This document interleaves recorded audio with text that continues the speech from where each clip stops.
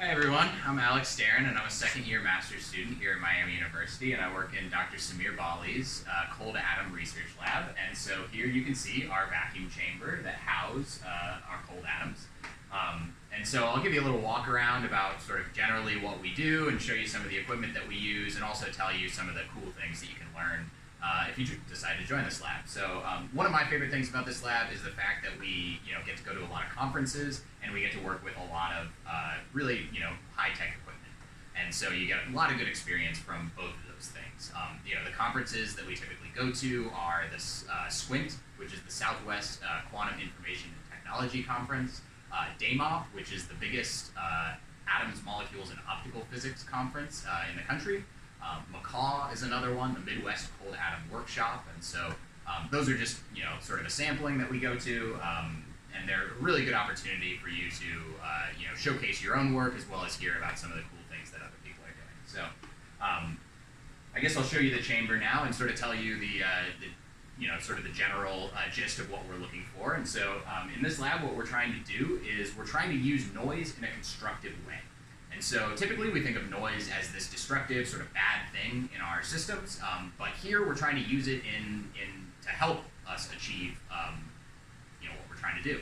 And so that phenomenon, the idea of adding noise to a system and enhancing some sort of weak periodic signal, is called stochastic resonance. And so we're interested in investigating that phenomenon using our cold atoms in what's called an optical lattice, which we can create by just interfering various laser beams and creating this periodic potential structure on which the atoms can jump around, and we can sort of watch them jump around and see the various ways in which they can move in this potential landscape. And so it turns out that there are a lot of things that utilize stochastic resonance. For instance, in our own bodies, these biomolecular motors called kinesin and myosin utilize the Brownian motion of water molecules in their environment in a constructive way to enhance their transportability.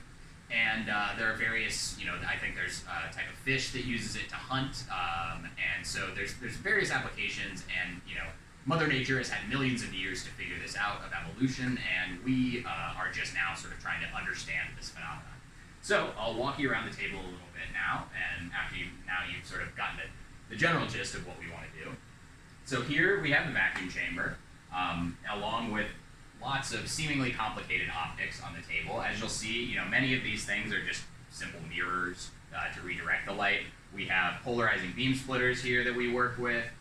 We have half wave plates, we have quarter wave plates, we have acousto-optic modulators here, as well as we have an electro-optic modulator that we're not using right now, but it's a neat little piece of equipment. We have here, you see around the vacuum chamber, we have coils of wire. This is actually computer cable, but it works just the same way. And we use this to cancel the Earth's magnetic field so that the atoms are nice and sort of isolated from the magnetic environment around them. And so let's get on to the main event and show you the cloud of atoms.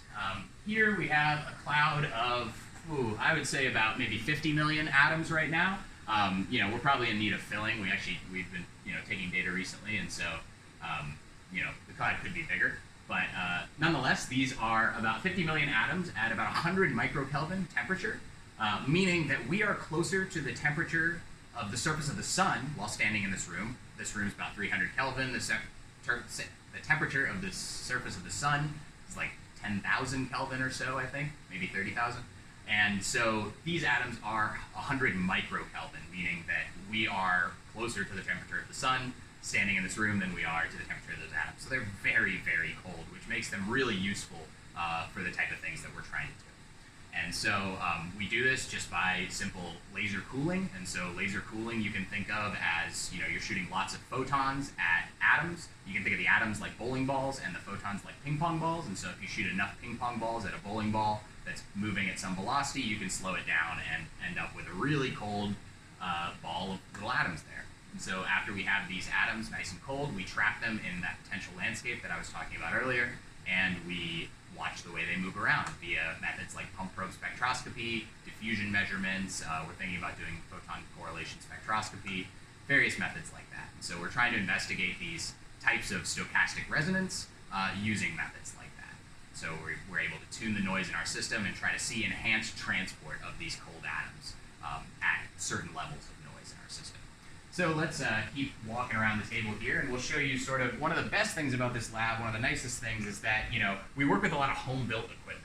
And so, here we have these metal boxes are just 3 home-built lasers. They're ECDL lasers. And so if you join this lab, you get a nice opportunity to learn, not only how to build and maintain one of these lasers, but how to work with them on a day-to-day basis and use them for all kinds of interesting experiments. Not only that, we have some home-built tapered amplifiers in these plastic boxes here. These just basically take the output of the laser and amplify it by a factor 10 or 20. And so it gives us a nice large amount of laser power to work with. And these are also home built, and so you also get to learn a lot about maintaining these. They're very sensitive, and so you have to be very careful when you're working with them, but they're really nice to work with. Before these tapered amplifiers, you also see some Faraday isolators, or I like to think of them as light valves, so they let light travel one way and not the other. This is important for things like the tapered amplifier, which you really don't want any reflections getting back into the tapered amplifier the wrong way. It can damage it. And so, I guess that's just sort of a smattering of the different types of optical components on here. There's certainly many more that I haven't been able to mention. Nonetheless, it's a really nice opportunity to learn lots of different equipment, electronic circuits, lasers, optics, all kinds of different physics. And so, you really get a chance to work with a lot of different things. And so now I just want to show you the one last thing, which is we're really excited about. We recently just got our first commercial laser. And so this is, I love the home-built lasers to death, but this guy is awesome. This guy is much better, much more frequency stable, and it outputs a lot more power than those home-built lasers. And so this is our first commercial laser for the lab. We just got it a couple months ago, and we just implemented it. We've been seeing some really nice data from it, and so I think exciting times are ahead, and I hope you guys decide to join our lab.